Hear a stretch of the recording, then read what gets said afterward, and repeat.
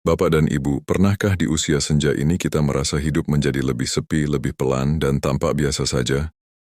Tidak banyak acara, tidak terlalu sibuk, tidak penuh cerita seperti masa muda dulu. Di mata sebagian orang, hidup seperti ini mungkin terlihat membosankan. Namun justru disinilah banyak lansia menemukan sesuatu yang selama puluhan tahun sulit didapatkan. Ketenangan batin yang sesungguhnya. Hidup tidak lagi riuh, tetapi hati terasa lebih utuh. Bapak dan Ibu yang saya hormati, saya menyapa Anda yang sedang menyimak dari Aceh, Medan, Jakarta, Surabaya, atau mungkin dari daerah lain bahkan luar negeri. Dari manapun Bapak dan Ibu berasal, satu hal yang sering sama di usia senja adalah keinginan untuk hidup lebih damai. Silakan tuliskan di kolom komentar dari daerah mana Bapak dan Ibu menyimak hari ini. Kehadiran dan cerita Anda sangat berarti, karena kita sedang berjalan bersama. Secara psikologis, usia senja adalah fase ketika sistem saraf manusia tidak lagi cocok dengan kehidupan yang terlalu ramai. Terlalu banyak urusan, terlalu banyak drama, dan terlalu banyak tuntutan justru membuat pikiran cepat lelah. Namun ironisnya, banyak orang tua justru merasa bersalah ketika hidupnya menjadi sederhana. Seolah hidup harus tetap sibuk agar dianggap bermakna. Padahal, ketenangan tidak lahir dari kesibukan, melainkan dari kestabilan batin. Ada seorang bapak bernama Pak Hashim, 75 tahun, tinggal di pinggiran Banyumas. Kehidupannya sangat sederhana. Pagi duduk sebentar di teras, menyapu halaman, lalu minum teh hangat. Tidak ada kegiatan besar, tidak ada ambisi baru. Ketika seseorang berkata kepadanya, "Hidup Bapak sepertinya membosankan," beliau tersenyum dan menjawab pelan, "Tenang itu bukan membosankan, hanya tidak ribut." Kalimat itu mengandung kebijaksanaan yang dalam. Jika di usia senja kita masih memaksakan hidup agar terlihat menarik di mata orang lain, pikiran justru akan terus gelisah. Kita merasa harus mengikuti irama dunia yang sebenarnya sudah tidak selaras dengan kondisi batin dan tubuh kita. Padahal, usia senja adalah waktu untuk menurunkan tempo, bukan menaikkannya. Apa yang terlihat membosankan bagi orang lain, seringkali justru menjadi penyelamat bagi kesehatan mental lansia. Bapak dan Ibu, hidup yang tenang biasanya dibangun dari kebiasaan-kebiasaan kecil yang berulang. Kebiasaan yang tidak spektakuler, tidak viral, dan tidak menarik perhatian.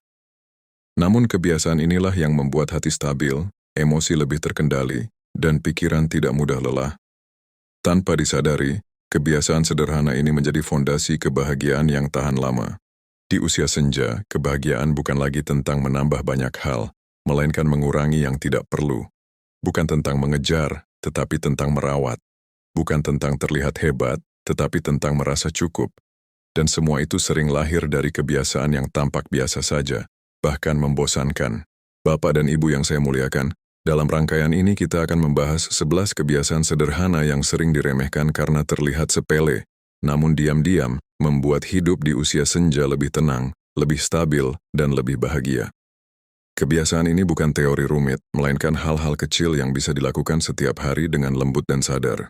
Jika Bapak dan Ibu merasa tema ini dekat dengan kehidupan Anda saat ini, mari kita lanjutkan bersama dengan hati yang tenang. Tidak perlu terburu-buru, kita jalani satu kebiasaan demi satu kebiasaan, seperti usia senja yang memang pantas dijalani dengan pelan dan penuh kesadaran. Bapak dan Ibu, kebiasaan pertama yang sering terlihat membosankan, namun diam-diam menjadi fondasi ketenangan di usia senja adalah memulai hari dengan pelan tanpa kegelisahan. Tidak tergesa bangun, tidak langsung memikirkan masalah, dan tidak memaksa tubuh bergerak lebih cepat dari kemampuannya. Kebiasaan ini tampak sederhana, bahkan sepele, tetapi pengaruhnya sangat besar terhadap suasana hati sepanjang hari. Di usia senja, tubuh dan pikiran membutuhkan waktu untuk menyatu setiap pagi. Ketika bangun tidur, tubuh tidak lagi secepat dulu. Jika dipaksa langsung sibuk, langsung memikirkan kabar buruk, keuangan, kesehatan, atau urusan keluarga, pikiran akan tegang sejak menit pertama. Dari sinilah rasa gelisah sering bermula. Banyak lansia merasa hari-harinya berat, padahal berat itu sudah dimulai sejak cara bangunnya. Secara psikologis, pagi hari adalah penentu irama batin. Pikiran yang diberi waktu pelan di pagi hari akan lebih stabil menghadapi hal-hal kecil di siang dan sore hari. Sebaliknya, pagi yang penuh tekanan membuat emosi mudah naik, sabar mudah habis, dan pikiran cepat lelah. Karena itu, kebiasaan memulai hari dengan tenang bukan soal kemewahan, melainkan kebutuhan batin di usia senja. Ada seorang ibu bernama Bu Kartini, 77 tahun. tinggal di pinggiran Klaten. Setiap pagi ia bangun lalu duduk sejenak di tepi ranjang. Ia tidak langsung berdiri. Ia menarik napas perlahan, mengucap doa singkat, lalu menatap pagi tanpa tujuan apapun. 5 hingga 10 menit saja. Namun ia berkata, "Kalau pagi saya pelan, hati saya tidak mudah panas seharian." Kebiasaan ini terlihat membosankan, tetapi justru menyelamatkan banyak emosinya. Jika di usia senja kita masih merasa bersalah karena hidup terasa lambat, sebenarnya kita sedang melawan kodrat fase hidup ini. Usia senja bukan lagi masa kecepatan, melainkan masa kesadaran. Memulai hari dengan pelan adalah bentuk penghormatan kepada tubuh yang telah bekerja keras puluhan tahun. Ini bukan kemunduran, melainkan kematangan. Bapak dan Ibu, kebiasaan ini tidak membutuhkan biaya, tidak membutuhkan alat, dan tidak membutuhkan pengakuan siapapun. Cukup keputusan kecil setiap pagi, hari ini saya tidak akan tergesa. Ketika pikiran tidak dikejar sejak pagi, ia tidak akan berlari terlalu jauh di siang hari. Kebijaksanaan hidup mengajarkan bahwa ketenangan bukan datang dari mengatur seluruh hari, tetapi dari mengatur awal hari. Pagi yang tenang seringkali menghasilkan hari yang lebih ringan, meski masalah tetap ada. Yang berubah bukan masalahnya, melainkan cara kita menyikapinya. Bapak dan Ibu yang saya hormati, jika selama ini hidup terasa melelahkan tanpa sebab yang jelas, cobalah menengok kembali bagaimana Anda memulai pagi. Bukan untuk mengubah banyak hal, tetapi untuk mengurangi satu sumber kegelisahan yang sering tidak disadari. Memulai hari dengan pelan mungkin terlihat membosankan bagi dunia, tetapi bagi hati di usia senja, inilah salah satu bentuk kebahagiaan yang paling jujur. Di segmen berikutnya, kita akan melanjutkan ke kebiasaan kedua. Kebiasaan yang tampak sangat sederhana, tetapi berpengaruh besar dalam menjaga pikiran tetap ringan sepanjang hari. Bapak dan Ibu, kebiasaan sederhana kedua yang sering dianggap membosankan, tetapi diam-diam menjaga ketenangan dan kebahagiaan di usia senja adalah makan dengan sadar. Bukan sekadar makan agar kenyang, bukan pula makan sambil tergesa, melainkan makan dengan penuh perhatian, pada rasa, pada gerak tubuh, dan pada saat ini. Kebiasaan ini tampak sepele, namun pengaruhnya sangat dalam bagi pikiran dan emosi. Di usia senja, banyak orang makan sambil memikirkan banyak hal, urusan keluarga, kesehatan, kabar dari luar, atau sekadar kebiasaan menonton dan mendengar hal-hal yang melelahkan pikiran.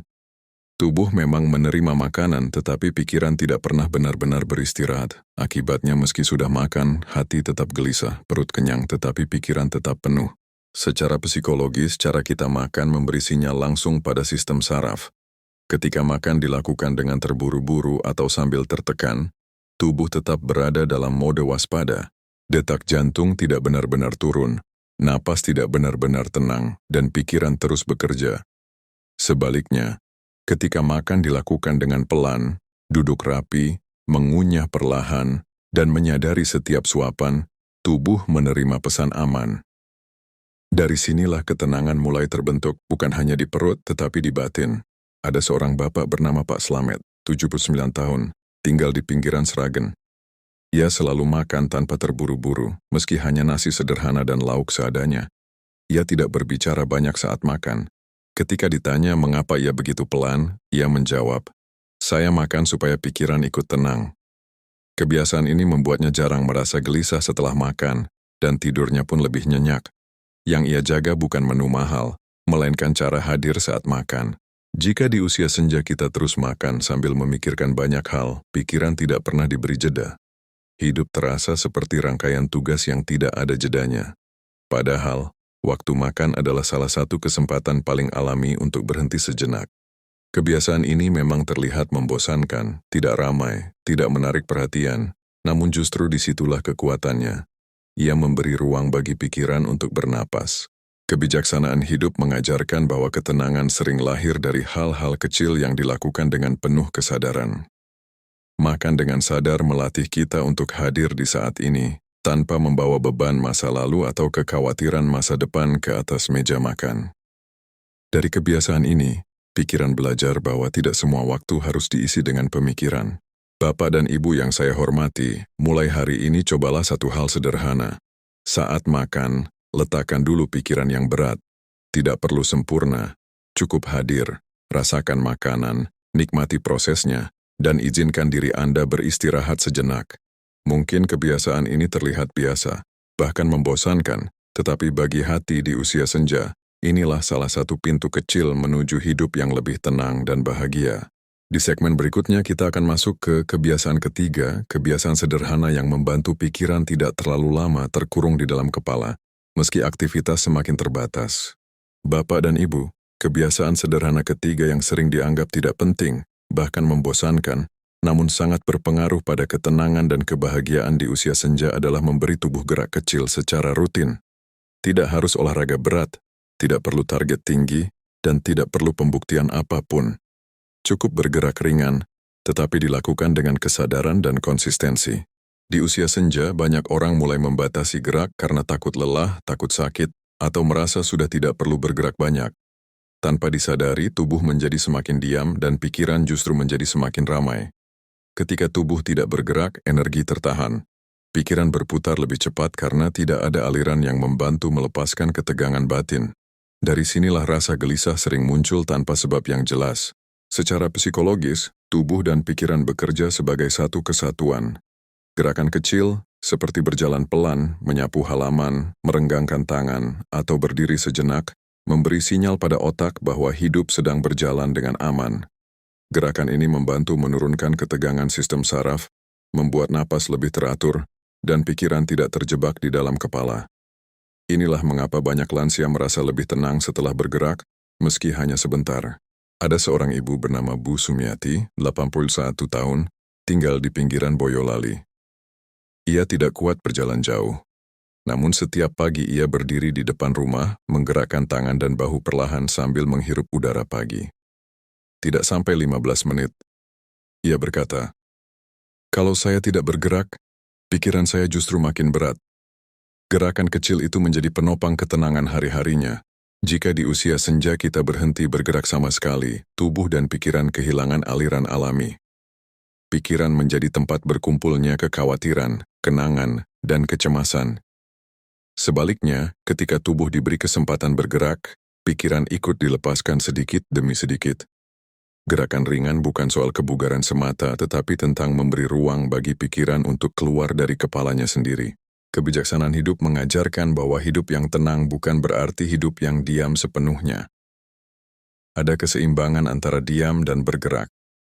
Bergerak pelan adalah cara menghormati usia, bukan melawannya. Tidak perlu memaksakan diri menjadi kuat, cukup setia pada kemampuan yang ada hari ini. Bapak dan Ibu yang saya hormati, jika tubuh Anda masih bisa bergerak meski sedikit, manfaatkan dengan lembut. Jangan menunggu merasa kuat. Gerakan kecil yang dilakukan dengan rutin jauh lebih bermakna daripada rencana besar yang tidak pernah dilakukan. Mungkin kebiasaan ini terlihat membosankan, tetapi di balik kesederhanaannya, ia menjaga pikiran tetap ringan dan hati tetap lebih damai. Di segmen berikutnya, kita akan membahas kebiasaan keempat, kebiasaan sederhana yang membantu mengurangi kebisingan dari luar agar batin lebih mudah tenang. Bapak dan Ibu, kebiasaan sederhana keempat yang sering dianggap remeh, bahkan dianggap membosankan, namun sangat berpengaruh terhadap ketenangan dan kebahagiaan di usia senja adalah membatasi kebisingan dari luar. Kebisingan yang dimaksud bukan hanya suara keras, tetapi juga kebisingan informasi, percakapan, kabar, dan emosi yang terus masuk ke dalam pikiran tanpa henti. Di usia senja, pikiran tidak lagi sekuat dulu dalam menyaring rangsangan. Terlalu banyak suara, baik dari televisi, ponsel, obrolan yang penuh keluhan, maupun berita yang membuat cemas, perlahan menguras energi batin. Banyak lansia merasa cepat lelah, mudah gelisah dan sulit tenang, bukan karena masalah besar, tetapi karena pikirannya terus dipenuhi oleh hal-hal yang tidak benar-benar ia butuhkan. Secara psikologis, otak manusia membutuhkan jeda. Ketika otak terus-menerus menerima rangsangan, sistem saraf berada dalam keadaan waspada berkepanjangan. Akibatnya, tubuh sulit rileks dan pikiran sulit diam. Inilah sebabnya mengapa hidup terasa berat meski tidak sedang terjadi apa-apa. Bukan karena hidupnya rumit, tetapi karena terlalu banyak suara yang masuk tanpa disadari. Ada seorang bapak bernama Pak Nur Hadi, 78 tahun, tinggal di pinggiran Kediri. Dulu, televisi di rumahnya hampir tidak pernah mati. Berita, perbincangan, dan suara-suara lain terus mengalir sepanjang hari. Ia sering merasa cemas dan sulit tidur. Suatu hari, ia memutuskan untuk mematikan televisi di jam-jam tertentu. Ia menggantinya dengan duduk tenang atau membaca doa pelan. Hasilnya sederhana tapi nyata, pikirannya lebih ringan dan tidurnya lebih nyenyak. Ia berkata, ternyata yang bikin berat itu suaranya, bukan hidupnya. Jika di usia senja kita terus membiarkan kebisingan masuk tanpa batas, batin tidak pernah punya ruang untuk bernapas. Kita ikut larut dalam emosi orang lain, ikut memikirkan masalah yang tidak bisa kita selesaikan, dan ikut cemas terhadap hal-hal yang tidak bisa kita kendalikan. Membatasi kebisingan bukan berarti menutup diri dari dunia, tetapi memilih apa yang layak diberi ruang di hati. Kebijaksanaan hidup mengajarkan bahwa hidup yang tenang seringkali dimulai dari keberanian untuk berkata cukup. Cukup mendengar, cukup menonton, cukup ikut campur. Dengan mengurangi kebisingan, kita memberi kesempatan bagi batin untuk kembali ke ritmenya yang alami. Diam tidak selalu kosong, seringkali diam justru menyembuhkan. Bapak dan Ibu yang saya hormati, cobalah perhatikan hari-hari Anda. Apakah ada suara yang sebenarnya bisa dikurangi tanpa membuat hidup menjadi kurang bermakna? Mungkin televisi yang menyala terus, percakapan yang selalu menguras emosi, atau berita yang membuat hati tidak tenang. Mengurangi satu sumber kebisingan saja sudah cukup untuk membuat batin lebih lapang. Kebiasaan ini memang terlihat membosankan. Tidak ada cerita menarik, tidak ada sensasi. Namun justru dari kesunyian yang terjaga itulah ketenangan tumbuh. Di segmen berikutnya, kita akan melanjutkan ke kebiasaan kelima. Kebiasaan sederhana yang membantu hati tetap ringan dengan belajar melepaskan keterikatan yang tidak perlu. Bapak dan Ibu, kebiasaan sederhana kelima yang sering dianggap sepele, bahkan membosankan, namun sangat menentukan ketenangan dan kebahagiaan di usia senja, adalah melepaskan keterikatan kecil yang menguras hati. Keterikatan ini bukan hanya pada benda, tetapi juga pada kebiasaan berpikir, harapan pada orang lain, dan keinginan untuk mengontrol hal-hal yang tidak lagi berada dalam jangkauan kita. Di usia senja, banyak lansia tanpa sadar masih memegang erat hal-hal kecil. Ingin selalu didengar, ingin selalu dimengerti, ingin keadaan berjalan sesuai harapan, atau ingin masa lalu dipahami dengan cara tertentu. Keterikatan seperti ini terlihat wajar, tetapi ketika tidak dilepaskan, ia menjadi sumber kelelahan batin yang terus-menerus. Hati terasa berat bukan karena masalah besar, melainkan karena terlalu banyak hal kecil yang digenggam terlalu kuat. Secara psikologis, keterikatan menciptakan ketegangan. Ketika kita melekat pada hasil, sikap orang lain, atau pengakuan tertentu, pikiran selalu siaga, menunggu, menilai, dan membandingkan. Setiap hal kecil bisa memicu kekecewaan. Di usia senja, sistem emosi tidak lagi sekuat dulu untuk menahan ketegangan yang berulang. Akibatnya, hati mudah lelah, mudah sedih, dan sulit benar-benar tenang. Ada seorang ibu bernama Bu Rohani, 82 tahun, tinggal di pinggiran Pati. Ia sering kecewa karena merasa pendapatnya tidak lagi didengarkan oleh anak-anaknya. Setiap pertemuan keluarga, hatinya gelisah. Suatu hari ia berkata pelan, "Saya lelah berharap." Bukan berarti ia berhenti peduli, tetapi ia belajar melepaskan keinginan untuk selalu dipahami. Sejak itu, pertemuan keluarga tidak lagi menjadi beban baginya. Ia hadir, mendengar, dan pulang dengan hati lebih ringan. Jika di usia senja kita terus menggenggam keterikatan kecil, ingin dihargai dengan cara tertentu, ingin orang lain berubah, ingin keadaan sempurna, pikiran tidak pernah beristirahat. Padahal, kebahagiaan di usia senja seringkali datang ketika kita mengurangi tuntutan, bukan menambahkannya. Melepaskan bukan berarti kalah. Melepaskan adalah bentuk kebijaksanaan. Kebijaksanaan hidup mengajarkan bahwa ketenangan lahir ketika kita tahu mana yang layak diperjuangkan dan mana yang lebih baik dilepaskan. Tidak semua hal perlu diperbaiki, tidak semua kesalahpahaman perlu diluruskan, dan tidak semua perasaan perlu dituntaskan. Di usia senja, memilih damai seringkali lebih berharga daripada memilih benar. Bapak dan Ibu yang saya hormati, cobalah hari ini bertanya dengan jujur pada diri sendiri. Hal kecil apa yang selama ini saya genggam terlalu erat? Mungkin harapan, mungkin penilaian, mungkin kebiasaan membandingkan. Melepaskan satu saja sudah cukup untuk membuat hati bernapas lebih lega. Kebiasaan ini memang tidak menarik perhatian. Tidak ada perubahan besar yang terlihat dari luar, namun di dalam, hati menjadi lebih lapang dan pikiran lebih tenang. Di segmen berikutnya, kita akan melanjutkan ke kebiasaan keenam. Kebiasaan sederhana yang membantu hati tetap stabil dengan membangun rasa syukur yang lebih sadar dan mendalam. Bapak dan Ibu, kebiasaan sederhana keenam yang sering dianggap membosankan, bahkan kerap diremehkan, namun sangat berpengaruh pada ketenangan dan kebahagiaan di usia senja adalah merawat rasa syukur dalam hal-hal yang terlihat biasa. Bukan syukur yang besar dan diumumkan, melainkan syukur yang sunyi, pelan, dan hadir dalam keseharian. Kebiasaan ini jarang terlihat, tetapi dampaknya sangat dalam bagi hati. Di usia senja, banyak orang tanpa sadar lebih sering menghitung apa yang berkurang daripada apa yang masih ada. Tubuh tidak sekuat dulu, peran tidak sebesar dulu, perhatian tidak sebanyak dulu. Pikiran lalu sibuk membandingkan hari ini dengan masa lalu. Dari sinilah rasa sedih dan gelisah sering muncul. Padahal, di balik semua yang berubah, masih ada banyak hal kecil yang tetap setia hadir, dan di sanalah rasa syukur bisa dirawat. Secara psikologis, pikiran manusia akan mengikuti fokusnya. Jika fokus terus diarahkan pada kekurangan, maka kekurangan terasa semakin besar. Sebaliknya, ketika perhatian diarahkan pada hal-hal yang masih dimiliki, pikiran menjadi lebih stabil. Rasa syukur bukan berarti menutup mata dari kesulitan, melainkan menyeimbangkan pandangan agar hidup tidak terasa timpang. Di usia senja, keseimbangan inilah yang menjaga ketenangan batin. Ada seorang bapak bernama Pak Umar, 80 tahun, tinggal di pinggiran Garut. Ia tidak lagi memiliki banyak aktivitas. Namun setiap pagi, ia duduk di teras dan menyebutkan dalam hati 3 hal kecil yang ia syukuri hari itu. Udara pagi, secangkir teh hangat, dan tubuh yang masih bisa bergerak. Ia berkata, "Kalau saya mulai hari dengan syukur, hati saya jarang memberontak." Kebiasaan ini terlihat sangat sederhana, bahkan membosankan, tetapi membuat harinya terasa lebih utuh. Jika di usia senja kita menunggu hal besar untuk bersyukur, maka rasa syukur akan jarang datang. Sebaliknya, ketika kita melatih syukur pada hal-hal kecil, napas yang masih teratur, tidur yang cukup, atau senyuman orang terdekat, pikiran menjadi lebih ringan. Syukur yang dirawat setiap hari menjadi penyangga emosi yang kuat saat hidup tidak berjalan sempurna.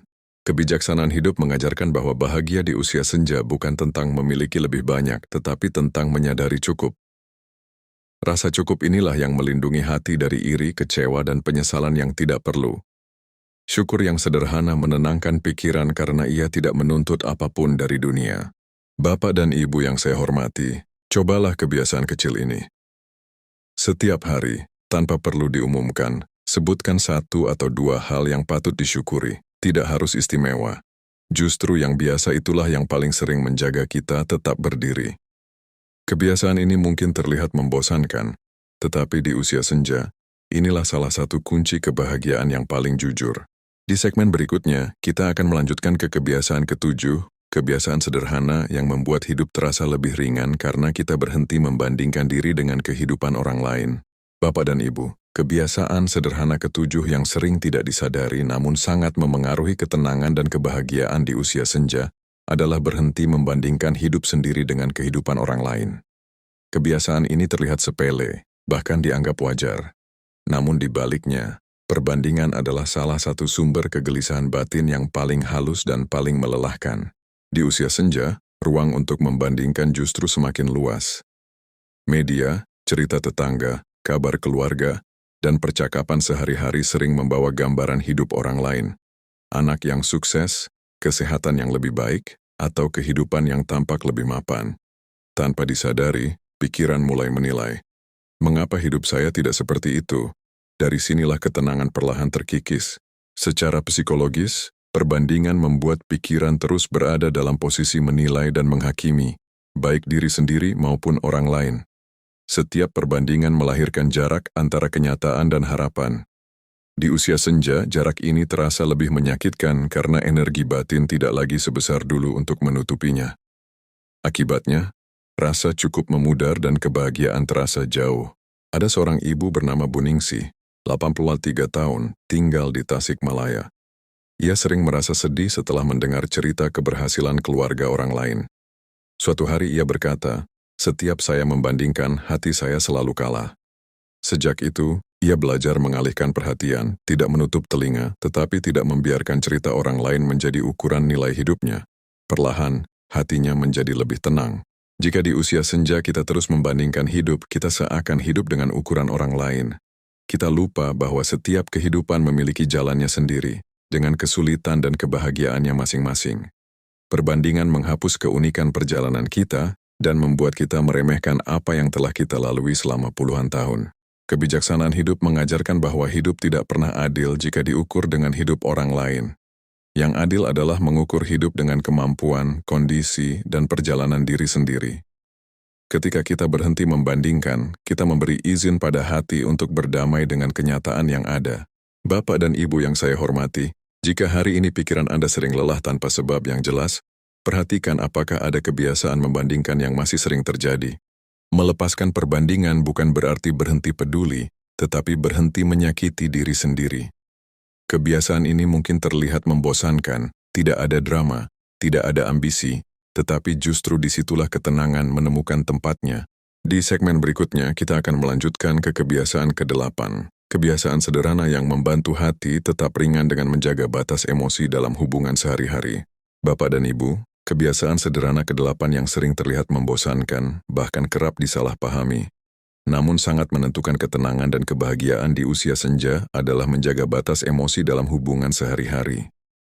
Banyak lansia merasa lelah bukan karena aktivitas fisik, tetapi karena terlalu sering ikut larut dalam emosi orang lain. Kita mendengar, memikirkan, dan memikul perasaan yang sebenarnya bukan milik kita sepenuhnya. Di usia senja, hati biasanya menjadi lebih lembut dan peka. Kita mudah merasa kasihan, mudah khawatir, dan mudah tersentuh oleh masalah keluarga, tetangga, atau orang terdekat. Niatnya baik. Namun ketika empati tidak disertai batas, empati berubah menjadi beban. Pikiran terus bekerja bahkan ketika tubuh ingin beristirahat. Dari sinilah rasa lelah batin sering muncul tanpa disadari. Secara psikologis, emosi bersifat menular. Ketika kita terlalu sering berada di dekat emosi negatif, keluhan, kemarahan, kecemasan, tanpa batas yang jelas, sistem saraf ikut menyerap ketegangan itu. Akibatnya kita merasa ikut marah, ikut sedih, ikut cemas, meski masalahnya tidak benar-benar berada di tangan kita. Di usia senja, kondisi ini sangat menguras energi batin. Ada seorang bapak bernama Pak Salim, 81 tahun, tinggal di pinggiran Gresik. Ia sering tidak bisa tidur karena memikirkan konflik anak-anaknya. Setiap cerita menjadi beban. Suatu hari ia menyadari satu hal penting. Saya boleh peduli, tetapi saya tidak harus tenggelam. Ia mulai mendengarkan seperlunya, memberi doa, lalu menjaga jarak emosi. Sejak itu, tidurnya lebih tenang dan pikirannya tidak lagi penuh. Jika di usia senja kita terus memposisikan diri sebagai penanggung semua perasaan orang lain, hati tidak pernah punya ruang untuk pulih. Kita merasa bersalah jika tidak ikut campur, padahal tidak semua masalah membutuhkan keterlibatan penuh. Menjaga batas emosi bukan berarti dingin atau tidak peduli. Justru ini adalah bentuk kasih yang sehat, karena kita tidak mengorbankan diri sendiri. Kebijaksanaan hidup mengajarkan bahwa setiap orang memiliki jalannya masing-masing. Kita boleh mendoakan, menasihati dengan lembut, dan hadir dengan kasih. Namun setelah itu, kita perlu kembali ke diri sendiri. Ketika batas emosi dijaga, pikiran menjadi lebih ringan dan hubungan pun justru lebih sehat, karena tidak dibebani oleh tuntutan tersembunyi. Bapak dan Ibu yang saya hormati, cobalah mulai memilah. Emosi mana yang layak Anda bawa pulang, dan emosi mana yang sebaiknya Anda lepaskan setelah percakapan selesai. Kebiasaan ini mungkin terlihat membosankan, tidak dramatis, tidak heroik, namun justru inilah yang menjaga hati tetap utuh di usia senja. Di segmen terakhir, kita akan menutup rangkaian ini dengan kebiasaan ke-9 dan ke-10 sekaligus serta rangkuman besar, agar semua kebiasaan sederhana ini menjadi satu pegangan utuh menuju hidup yang lebih tenang dan bahagia. Bapak dan Ibu yang saya hormati, kita tiba di segmen terakhir. Di sini, dua kebiasaan terakhir akan kita satukan karena keduanya saling menguatkan dan menjadi penutup yang paling penting dari semua kebiasaan sebelumnya. Dua kebiasaan ini sering terlihat paling membosankan, paling sunyi, bahkan paling tidak menarik. Namun justru disinilah banyak lansia menemukan ketenangan dan kebahagiaan yang paling dalam. Kebiasaan ke-9 adalah membiasakan hidup lebih pelan tanpa merasa bersalah. Di usia senja, hidup yang pelan sering dianggap sebagai tanda kemunduran. Padahal, hidup pelan adalah tanda kebijaksanaan. Ketika langkah melambat, napas lebih disadari, dan hari tidak lagi dipenuhi kejaran, pikiran mendapatkan ruang untuk bernapas. Banyak beban batin hilang bukan karena masalah selesai, tetapi karena ritme hidup tidak lagi memaksa. Secara psikologis, hidup yang terlalu cepat membuat pikiran terus berada dalam keadaan siaga. Bahkan ketika tidak ada masalah, tubuh tetap tegang. Di usia senja, ketegangan ini terasa lebih berat. Sebaliknya, Ketika kita mengizinkan diri hidup pelan, berbicara seperlunya, berjalan seperlunya, melakukan aktivitas tanpa target, sistem saraf mulai menenangkan diri. Dari sinilah rasa damai tumbuh secara alami. Ada seorang ibu bernama Bu Rahayu, 84 tahun, tinggal di pinggiran Salatiga. Ia berkata, "Sejak saya berhenti merasa harus cepat, hidup saya jadi lebih ramah." Ia tidak lagi terburu-buru menjawab, tidak panik mengejar ini dan itu. Hari-harinya tampak sepi, tetapi hatinya terasa penuh. Hidup pelan memang tidak terlihat menarik, tetapi sangat menyehatkan jiwa. Kebiasaan ke-10 dan yang paling menentukan adalah menerima diri sendiri apa adanya di usia senja. Banyak beban pikiran datang karena kita masih berperang dengan diri sendiri. Kita membandingkan diri dengan versi muda kita, menyesali tubuh yang melemah, atau merasa tidak lagi berguna. Padahal usia senja bukan kegagalan, melainkan fase alami yang membawa kebijaksanaan berbeda. Secara batin, penerimaan diri adalah bentuk kedamaian tertinggi. Ketika kita berhenti menuntut diri menjadi seperti dulu, hati tidak lagi memberontak. Kita mulai menghargai apa yang masih bisa dilakukan, bukan terus meratapi yang sudah berubah. Menerima diri bukan berarti menyerah, tetapi berhenti menyakiti diri dengan penolakan yang terus-menerus. Bapak dan Ibu, jika kita rangkum semua segmen ini, satu benang merahnya sangat jelas. Hidup tenang dan bahagia di usia senja dibangun dari kebiasaan sederhana yang konsisten, bukan dari hal besar yang menghebohkan. Bangun pelan, makan dengan sadar, bergerak ringan, membatasi kebisingan, melepaskan keterikatan, merawat syukur, berhenti membandingkan, menjaga batas emosi, hidup lebih pelan, dan menerima diri. Semuanya terlihat membosankan, tetapi semuanya menyehatkan batin. Usia senja bukan masa untuk membuktikan apapun. Ini adalah masa menjaga diri, masa memanen ketenangan dari perjalanan panjang hidup. Ketika kita berhenti mengejar, hati justru menemukan apa yang selama ini dicari, damai. Terima kasih Bapak dan Ibu karena sudah berjalan bersama dari segmen pertama hingga terakhir. Jika rangkaian ini terasa menenangkan dan mewakili isi hati Anda, silakan bagikan di kolom komentar. Kebiasaan mana yang paling ingin Anda jaga mulai hari ini? Cerita Anda bisa menjadi penguat bagi lansia lainnya. Dan bila Bapak dan Ibu ingin terus ditemani dengan renungan-renungan sederhana namun bermakna seperti ini, silakan ikuti dan berlangganan channel ini. Agar kita bisa terus bertemu, saling menguatkan, dan menjalani usia senja dengan lebih tenang, bahagia, dan bermartabat. Semoga hari-hari Bapak dan Ibu selalu diberi keteduhan, kelapangan hati, dan rasa cukup yang menenangkan.